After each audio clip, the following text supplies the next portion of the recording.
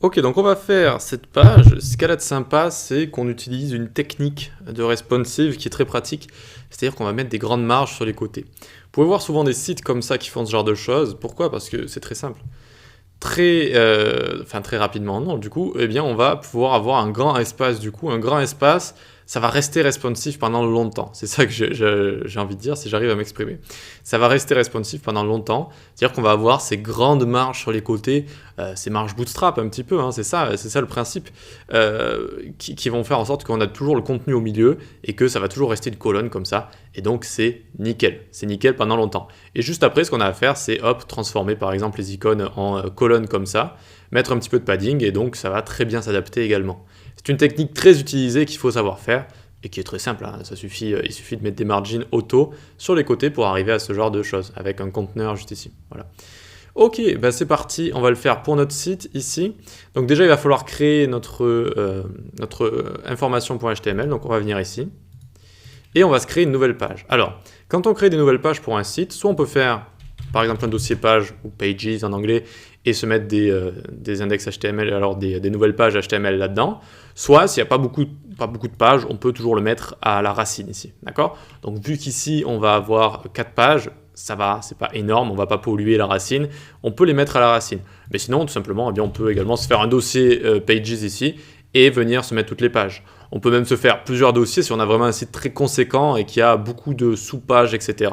Et soit on va dans page et on se fait des sous-dossiers, soit on se fait plein de dossiers différents avec une partie outils en ligne, une partie forum, une partie tout ce que vous voulez. Ok?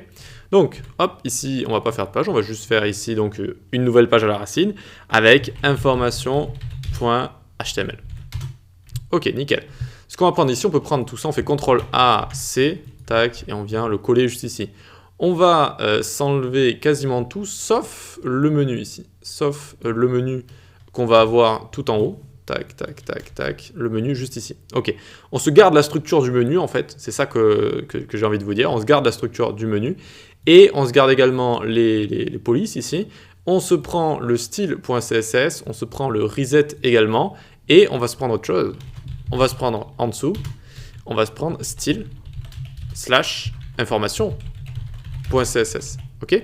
C'est-à-dire que pourquoi on prend le style ici? Pourquoi on prend le style? Déjà, pourquoi on prend le reset? Pour appliquer le reset sur cette page aussi, le reset CSS. Pourquoi on prend le style? Bah parce qu'on va garder le menu ici, on a envie de toujours avoir cet effet, cette animation, etc. Donc on va pas s'embêter, on va se prendre toujours ce style global, et ensuite on va se créer un nouveau style ici, qu'on va appeler information.css, d'accord? Et donc ce sera vraiment le CSS de la partie information ici, ok? Nickel, une fois qu'on a ça, eh bien c'est parti, on peut attaquer directement notre HTML. Donc on va venir ici en dessous, on va se faire un petit peu d'espace parce que sinon on ne peut plus respirer là, tac, tac, hop, on grossit et on y va. Donc une div conteneur qui va nous servir à faire ces fameuses marges sur les côtés. H1, voici ce que nous proposons. On imagine que voilà, c'est une page où on va un petit peu dire ce qu'on propose, de la location, de l'achat, que sais-je. Ensuite, ici, on va mettre un HR. Un HR à ne pas confondre avec les BR, les breux, comme je les appelle. Les HR, c'est des démarcations. Ça va être des traits qui servent à faire des démarcations. Quand c'est bien utilisé, ça peut être vraiment élégant, ça peut être vraiment sympathique. Et nous, on va bien l'utiliser, évidemment. TXT info ensuite, et on va mettre un lorem 50 à l'intérieur. Hop, 50 mots du lorem ipsum. Ok, super. Ensuite, on vient en dessous. On se refait un TXT info, mais cette fois à l'intérieur. On va faire un lorem 30. Ok, nickel. Et vous l'aurez deviné, on va encore en faire un. Encore un texte. Voilà, on imagine que on dit vraiment tout ce qu'on propose, donc on a besoin de pas mal de texte. Et ici, on met un lorem 40 comme ça. Ok, maintenant on va attaquer une section juste en dessous. On reste dans le conteneur, évidemment. On va se faire une section 3 items. C'est là où il va y avoir les petites images, etc. Donc ici, on peut faire div.item.item $x3. Hop, à chaque fois, ça nous fait une div avec la classe item, puis item 1, 2, 3, comme ça, avec le petit index qui va bien. Ensuite, on peut faire image ici, ressources, sketch.svg ici. Ça va être des petites images de building, etc. que j'ai prises ici. Ensuite, on va faire un h3 lorem 5, si je dis pas de bêtises. Voilà, puis un paragraphe. Lorem 10, on peut le prendre ça. On copie, on clique sur Alt. Hop, on se présente tout ça bien. CTRL Alt F. Alors, vous faites ça seulement si vous avez l'extension Prettier d'activer, donc extension Prettier d'installer, et vous pouvez faire CTRL, alors C'est quoi déjà la touche? Je la fais tellement souvent que je m'en souviens plus. C'est Maj Alt F. Maj Alt F, ok? Par exemple, si je présente mal quelque chose, je l'indente comme ça. Maintenant, je fais Maj Alt F, tac, et ça vient bien l'indenter, ok? Donc Maj, c'est tout à gauche, hein, c'est la petite flèche vers le haut, Alt F. Voilà pour Prettier qui permet de bien présenter son code. Eh bien, super, on a maintenant nos 3 items. Il va juste falloir changer les URL. On va avoir Buildings ici. On va avoir Suite. Et c'est nickel comme ça. Donc, on n'a rien d'autre à changer. On vient après notre section ici. On vient faire A, donc un lien qui va pointer vers contact.html. Sa classe, ce sera btn contact. J'ai dit btn contact. Et évidemment, à l'intérieur, on va écrire « rentrons en contact ». Ok, nickel. Et pour terminer, un petit footer ici, qu'on n'a pas mis en première page, tout simplement parce que en première page, c'était vraiment un effet stylé avec la grille. Ici, ce n'est pas une grille, et donc on peut mettre en bas de page comme ça, un footer, tout droit réservé. Avec un petit C commercial. Pour trouver le C commercial, je sais qu'il y a un code qui existe en HTML, mais je ne m'en souviens plus exactement, donc on peut taper juste C commercial. Et on peut le trouver ici, par exemple, sur le premier site venu. Très bien, on a fini avec ça. Tac, tac. Allons sur notre site. Essayons d'aller sur Informations pour voir. Et ça fonctionne. Ça fonctionne. On est arrivé sur cette page. On a toujours notre menu qui est en haut. Et voilà, on va pouvoir commencer à styliser tout ça. Donc notre menu, il est toujours stylisé, etc. Ce qui est très bien, ça fonctionne bien. Donc c'est très bien comme ça. On peut aller dans notre information.css. Super. Et on va commencer avec notre fameux container. Regardez comme c'est simple à faire. Il suffit de lui donner une largeur définie, par exemple 700 pixels ici. Alors vous donnez la largeur que vous voulez, puis on le centre et en même temps on lui crée 2 grosses marges sur les côtés avec margin 0 auto. D'accord? Et maintenant le H1 ici va prendre un fond de femme, le fameux Playfair Display. Puis Times, etc. Ok. Ensuite on va descendre en dessous et on va mettre un font size de 50. Et une marge pour le séparer du top avec 100 pixels. 0, 30 pixels. Nickel pour ça. Ok, ensuite notre H1, on va s'occuper de la démarcation HR. On va mettre une width de 200 pixels. Une width de 200, background OOO, nickel, et margin 15 pixels, 0 comme ça. Alors, margin 15 pixels, 0. Donc ça c'est la démarcation, on va voir quand même ce que ça donne pour un. On va venir ici, voici ce que nous proposons, très bien. Alors là je vois que j'ai mis un petit peu trop de margin. Top, donc on va mettre 50, à mon avis, ce sera un petit peu mieux. Donc voici ce que nous proposons, et puis on a notre petit HR, c'est notre petite démarcation qui est juste ici, vous voyez, et donc qui est assez sympa comme ça, ça donne un petit effet sympathique. On peut lui donner une couleur un petit peu plus prononcée, comment on fait? On lui enlève ses bordures, de base en fait ça a des bordures, c'est un petit peu bizarre, mais on lui donne à la place une hauteur. Par exemple, 2 pixels, je pense que ce sera assez bien comme ça. Tac, tac, et vous voyez que ça fait un noir plus prononcé en fait. On enlève les bordures un petit peu étranges qu'il y a autour et on lui met une couleur avec une petite hauteur et ça donne beaucoup mieux. Ça donne cet effet qui est beaucoup mieux. Allez, on continue, tac, ça va pas être très très long pour cette page. 3 items, on met une marge, on sépare des autres éléments avec 50 pixels. Display Flex, Justify Content Center, Align Items, Center, hop, on va centrer toutes nos images, etc., toute notre petite box. Donc 3 items IMG, on leur met une width de 100 pixels ici.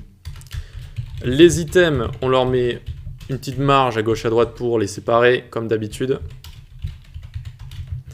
Text Align Center, le texte qui aura à l'intérieur. Puis notre item H3, on va lui mettre un font size de 22. Font weight bold, audacieux. Et un margin 10 pixels en haut et en bas, 0 à gauche et à droite ici.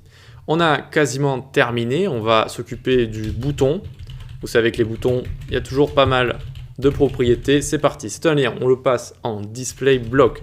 On centre le texte qui est à l'intérieur. Si ça veut bien fonctionner, text align center. On enlève la décoration, text decoration, none. On rajoute une couleur, la couleur noire au lieu de la couleur bleue des liens de base. On met font size 25 pixels. Border 1 pixel solide au haut. Une width définie de 300 pixels, un padding pour faire respirer notre contenu de 10. Ensuite, on lui met margin 20 pixels auto 70 pixels et border radius 5 pixels comme ça. Ok, On peut souffler, on va juste avoir à faire un tout petit peu de media query après. Pour l'instant, voyons voir si ça fonctionne. Super, ça fonctionne très bien. C'est correct, c'est efficace comme ça. On s'occupera également de notre petit footer qu'on a juste ici. Ok, très bien. Donc, ce qu'on va faire maintenant, eh bien, c'est s'occuper de la partie responsive. Donc, rapidement, hop, on va se faire notre petit media query. @media screen and max width. Et donc, à partir de quand? 700 pixels, évidemment. À partir de 700 pixels. C'est-à-dire, dès qu'on n'a plus la place, vu qu'on a donné à notre conteneur une largeur de 700 pixels. C'est logique, du coup. Donc, ici, ce qu'on va faire, c'est margin 100 pixels. Alors, il n'y avait plus trop d'espace, mais je sais que je ne lui avais pas donné 100 pixels ici.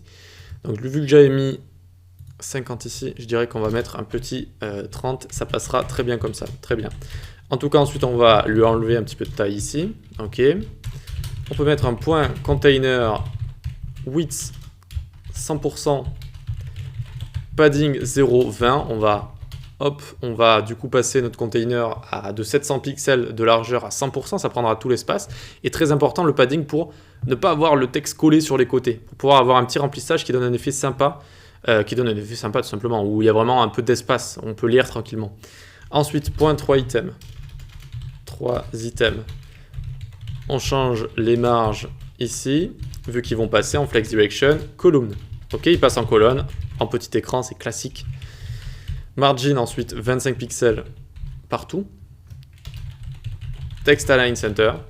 Et notre btn contact, on va venir le rapetissir. Donc on va venir faire font size 22 pixels, width ici de 200 pixels. Padding de 5 pixels. Tac, de 5 pixels juste ici. Et margin 20 pixels. Auto 50 pixels. Donc ici, si on réduit ici, eh bien on voit que ça va bien s'adapter. Ça va bien fonctionner comme ça. Ok. On pourrait mettre des petits breux ici pour sauter des lignes entre le texte. Et il nous manque le footer également à faire. Donc on va faire ces deux choses. On va aller dans l'information HTML par exemple. Alors je réduis un peu comme ça, voilà. Alors juste pour sauter une ligne, on va mettre peut-être un petit breu ici par exemple. Et là, si je vois un point quelque part, par exemple, je mettrai un comme ça également. Voilà. Voyons voir ce que ça nous donne ici. Donc on vient là et ça saute déjà un petit peu plus à la ligne. Voilà, c'est un petit peu moins. On pourrait en rajouter d'autres ici. N'hésitez pas à mettre des petits éléments breux. Donc comment on fait pour gérer le footer ici de manière plutôt facile? Déjà, on va aller dans style CSS parce que le footer, on a envie de le rajouter à plusieurs pages. Donc autant le mettre dans le style CSS ici et non pas juste dans information.css. On va aller au-dessus de la partie responsive quand même ici. Voilà, on peut se faire une démarcation ou pas. On va le faire ici, footer, nickel. Et on va dire que notre footer, il a border top 1 pixel dashed OOO, text align center, un petit peu de padding histoire de bien rendre. Et margin top auto. Margin top auto, c'est ça qui va être intéressant. Une fois qu'on a ceci, voyons voir déjà ce que ça donne. On a notre footer qui est juste ici, très bien, mais vous voyez qu'il est trop levé ici, il n'est pas tout en bas.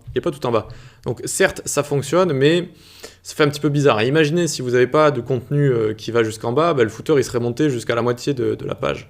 Ce qui serait un petit peu bizarre. Donc comment on peut faire pour régler ça? On va aller dans le body, dans information.css, donc le body de la page information. On fait display flex. Tous les éléments se mettent les uns à la suite des autres, de gauche à droite. Mais nous, on veut pas ça. On veut un flex direction column. On veut qu'ils se mettent, comme ils se mettent de base, naturellement, les uns au-dessus des autres. Et vous voyez qu'ils se mettent bien les uns au-dessus des autres. Et qu'on a bien ici le footer qui est tout en bas. Comment ça se fait? Parce qu'on lui a mis un margin top auto. C'est-à-dire que s'il y a de l'espace ici, eh bien, ça va être poussé avec un margin top auto. D'accord? Donc, regardez. Clic droit inspecter. Alors, ici, du coup, ça ne va pas le faire, mais il faudrait que je remonte ici. Voilà. Il y a bien ici margin top auto. Vous la voyez la marge auto en orange ici. Et donc notre footer restera tout le temps en bas, quoi qu'il arrive, même si notre page est vide. Par exemple, quand on fait du contenu dynamique avec des blogs, etc., c'est bien d'avoir ça. Ça évite d'avoir un footer qui remonte tout en haut si la page par mégarde, elle n'a pas de contenu. Ce qui peut faire très bizarre pour l'utilisateur. Et donc ça permet tout simplement, en disant notre body, tu mets tout en colonne, et le dernier élément ici, tu lui mets un margin top auto. Et donc ça nous donne ce rendu-là. et on peut le faire seulement avec Flexbox, ce genre de choses. C'est la manière la plus simple de faire un footer qui reste tout le temps en bas comme ça. Et voilà, on a terminé avec cette section-là. Pas très compliqué, assez sympathique à faire, voilà, une section en noir et blanc qui permet donc d'avoir un petit peu de contenu comme ça. Alors ce texte, vraiment, je trouve qu'il n'est pas assez. Donc on va venir cibler les donc nos textes qui se situent ici, les TXT info. TXT info qu'on n'a même pas stylisé si je dis pas de bêtises. On les a pas touchés de base, donc je pense que une petite retouche ici leur ferait le plus grand bien. Peut-être un font size ici 18 pixels, très bien. Déjà voyons voir ce que ça donne. C'est un petit peu mieux, oui, c'est un petit peu mieux. Et là je mettrai juste un BR au-dessus de notre lorem et en dessous de Quas ici, de Quas. Donc on va le faire ici. On va juste mettre un BR ici sous notre HR. Et à un moment on va avoir Quas, on peut le chercher avec CTRL F et il est juste ici. Et on a déjà mis un BR pourtant. C'est bizarre. Est-ce qu'il n'a pas fonctionné par hasard? Si, c'est bon, c'est que ça saute bien la ligne juste ici. Voilà, c'est déjà beaucoup plus présentable, je trouve, le texte écrit comme ça directement. C'est nickel, on va pouvoir passer à la section intéressante, la section portfolio avec toutes les petites images, avec le système de carrousel également. A tout de suite.